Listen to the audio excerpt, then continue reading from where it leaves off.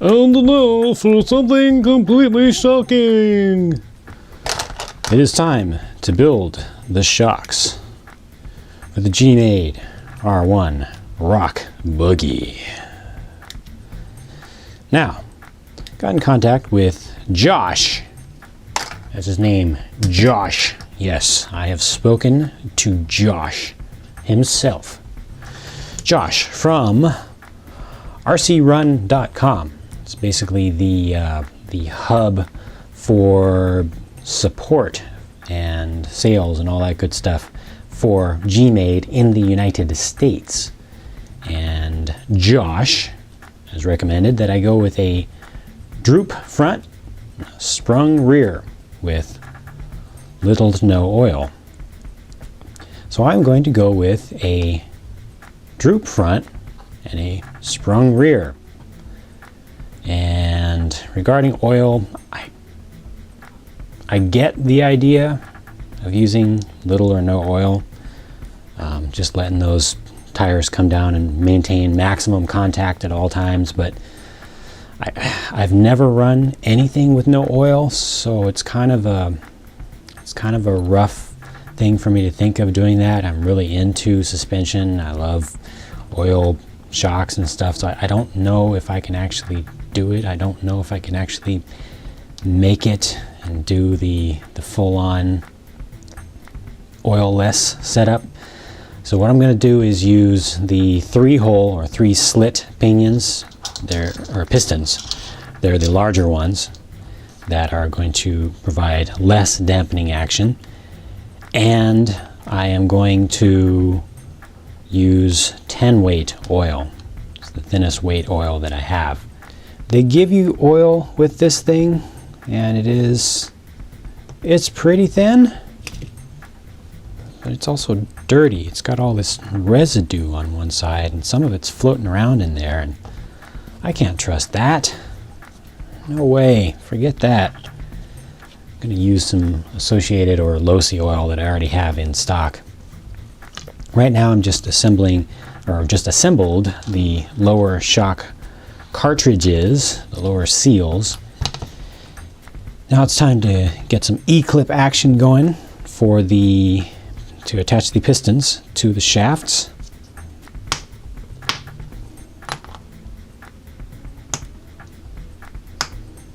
Happy to report that these shafts are nice and thick. They're 3.5 millimeters, not the usual 3 millimeters, so you should have some nice, good strength with that.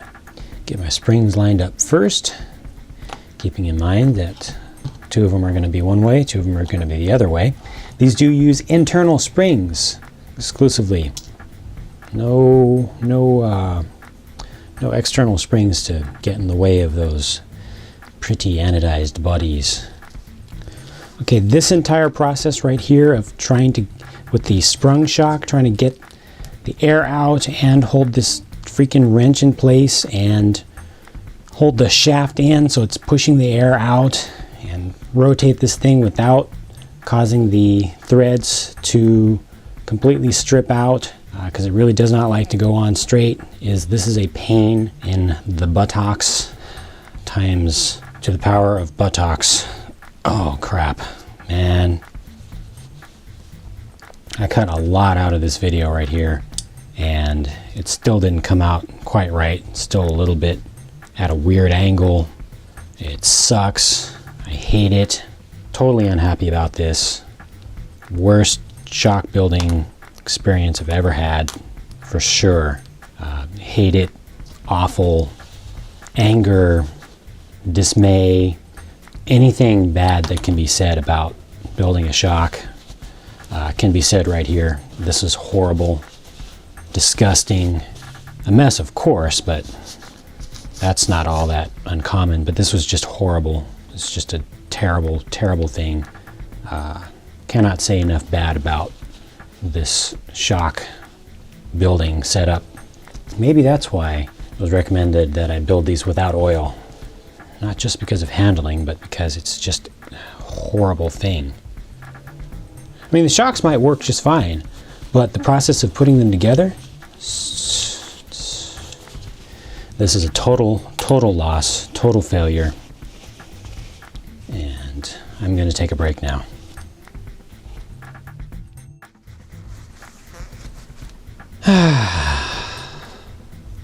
All right, so during the break, relaxed a little bit, kind of got everything back together mentally, and I was able to get this bottom cartridge actually to seal. I was able to get it tight enough. There's a lot of air in there, but it's not terrible. But just the real big problem here, well, it's a combination of a couple things. One is this wrench that they give you for the lower cartridge. It's terrible. It's horrible. It's the worst wrench ever. It's a terrible idea. It should have had two sides on it. The other thing is that it should have they should have given you two. One of them that would have a cap on it that would actually pull down, push down the shock end and just hold it. Because as it was, I had to try to hold this thing, which is round around the edges. It's short. It slips off easily.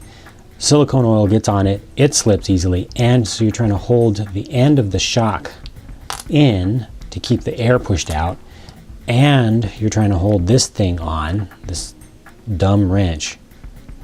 And you're trying to rotate the other end here and trying to keep pressure pushed down also, downward on the wrench, so that the threads will go in of the lower cartridge will go in evenly. See, it's just so painful and so poorly thought out.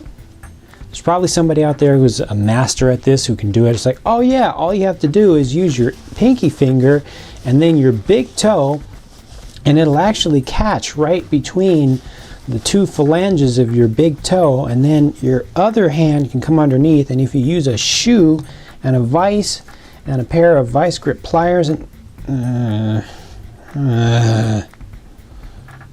not me, I failed.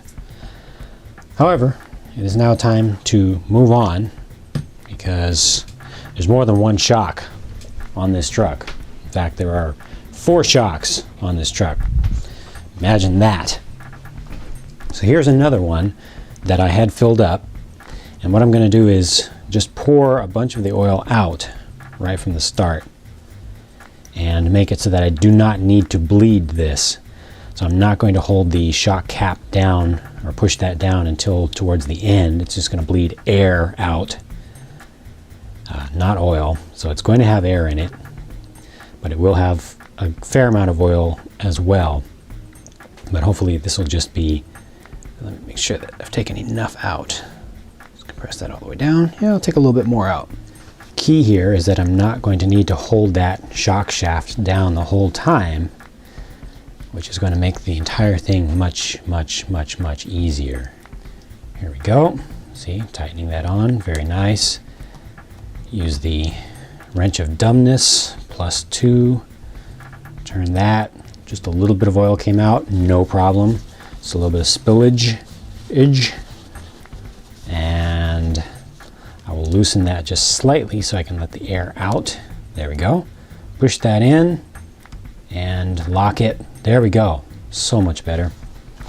There's plenty of air in there now. It is not well built, but it's built good enough, and especially for crawling, you don't need to have completely consistent shock dampening action. You do want to have consistent spring action, and a lot of other things need to be tuned nicely, but dampening can be off a little bit, especially since I'm only using a small amount of dampening to begin with. And there we go. This feels a little bit rough on the inside because it's moving that spring in there, and it's probably bending off to the side and rubbing against the side of the body a little bit. So that's not ideal, but at least this is going to do the trick now. And yeah, that's on there nicely, and it's not going to leak. At least I don't think it's going to leak. The cartridge seals up pretty well because it has dual silicone O-rings on it. The only thing I would have to worry about leaking at all would be around the edges from not sealing this up properly, but it looks like this one's going to be okay. So there are my 2 sprung ones for the rear with 10 weight oil, not completely fully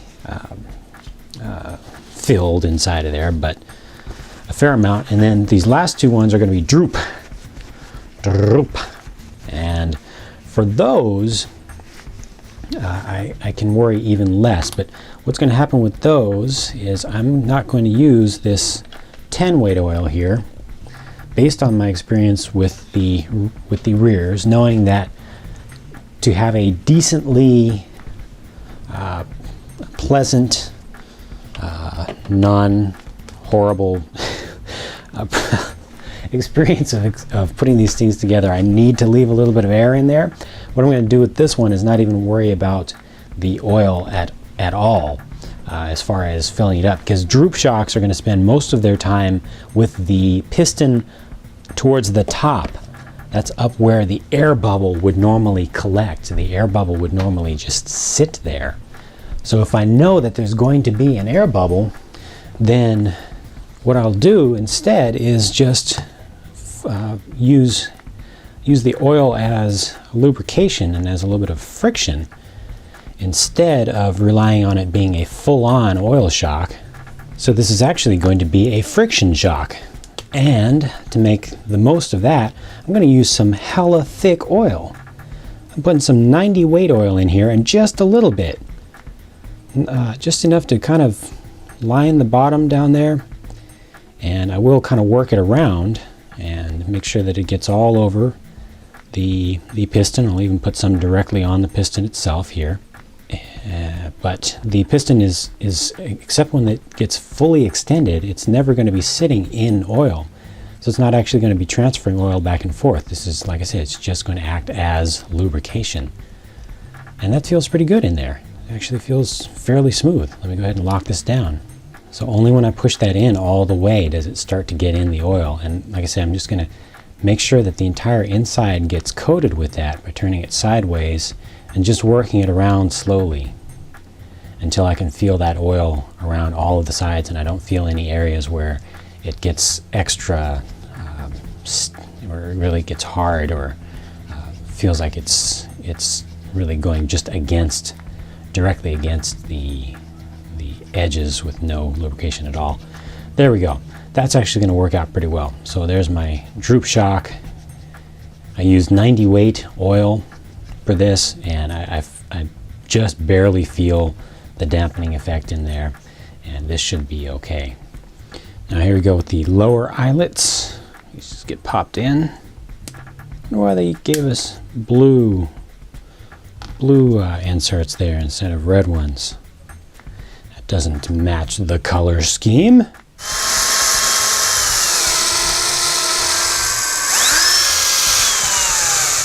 All right, there is that. It is almost a rolling chassis now. Just need some wheels and tires on there. And I've got suspension that's actually working now. That is very good, very nice. I appreciate that. And it is looking absolutely beautiful. So the very next step is to paint up the body panels, and the body panels come on this sheet here.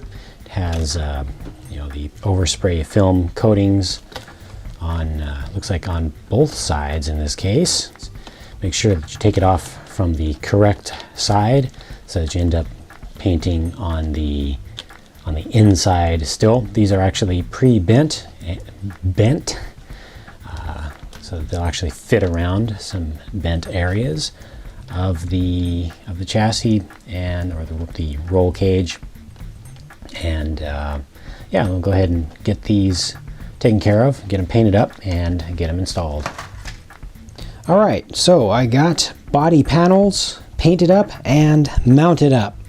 There they are. There's not a lot of them on this thing. It's pretty appropriate given the buggy style nature of it. Now, I do want to point out that they give you body posts that you can attach to the side. You need to modify them a little bit, but you can attach them to the side to fit regular bodies on there, full fendered, not literally for this vehicle full fendered, but some other bodies, narrow bodies that are all Lexan that'll actually fit over the top of this if you want a different look, if you don't want the buggy sort of look.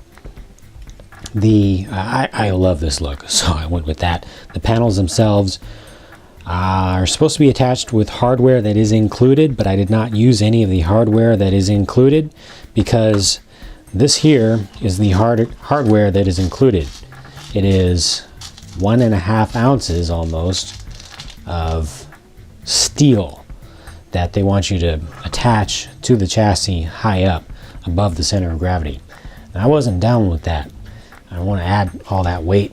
I know a lot of folks will spend a bunch of money to take 1.5 ounces of weight from high up, or to take 2 ounces of weight from lower down where it's still above the center of gravity but doesn't have as much leverage on it. So just skipping out on all this has saved quite a bit.